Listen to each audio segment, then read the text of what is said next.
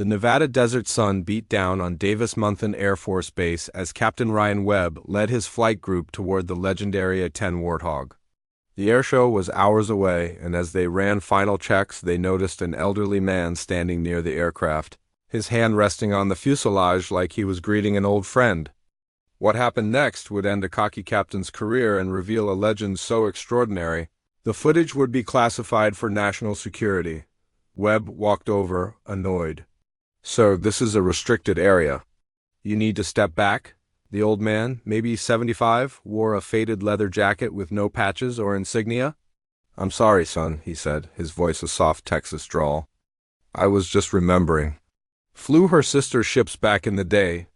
Different tail number, but same beautiful beast." Webb laughed dismissively.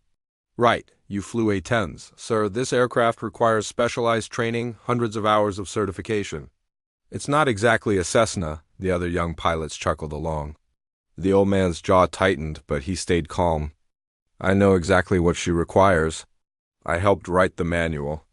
That should have been a warning, but Webb's arrogance was a fortress. "Tell you what, Grandpa," he said, gesturing to the cockpit. "Since you're such an expert, why don't you climb up and show us how to start her? Give us a little demonstration before the real pilots take over." The old man studied him, then nodded. "All right, Captain. But you might want to clear your people back a bit." He climbed the ladder with a sudden purpose, settling into the cockpit like he was coming home. His hands moved with choreographed precision, flipping switches in a flawless sequence. Within 90 seconds, the auxiliary power unit hummed to life. Webb's smirk vanished. "Lucky guess," he muttered.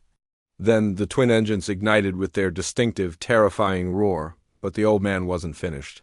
He ran through a pre-flight check so perfect it could be used for training, then fired up weapon systems diagnostics only a true expert could access. In the control tower, Colonel James Harrison had been watching through binoculars. His amusement turned to shock. He grabbed his radio. "Get me that pilot's identification, right now." The response came back in under a minute, and Harrison's face went white. He sprinted from the tower, his heart pounding. On the tarmac, the old man was now demonstrating advanced engine thrust vectoring. Lieutenant Martinez grabbed Webb's arm. "Sir, whoever that is, he's not joking. That's master-level control." The old man shut down the systems perfectly and climbed out just as Colonel Harrison arrived, breathless. The colonel snapped to attention, his salute crisp and unwavering. "Brigadier General Frank Donovan," Harrison announced, his voice booming across the flight line. "Calsign Hog 1. The first combat pilot to ever fly the A-10 Thunderbolt II, Gulf War legend. Over 4,000 combat hours, credited with saving an entire Marine battalion at Kafji. Sir, it's an honor." Captain Webb felt the blood drain from his face. His entire team snapped to attention. Donovan descended the ladder, his age showing again. He turned to Webb, his eyes filled with disappointment, not anger. "You know why I came here today, Captain? To see if the new generation of pilots loved this aircraft the way I did. To see if they understood what she represents. The A-10 isn't just a plane. She's a promise to the troops on the ground that we will never abandon them." His voice cracked. "I came to make peace with my flying days being over. Cancer took my medical clearance. Today was supposed to be my goodbye to her. And you made it a joke." Webb couldn't even look at him. "Sir, I have no excuse."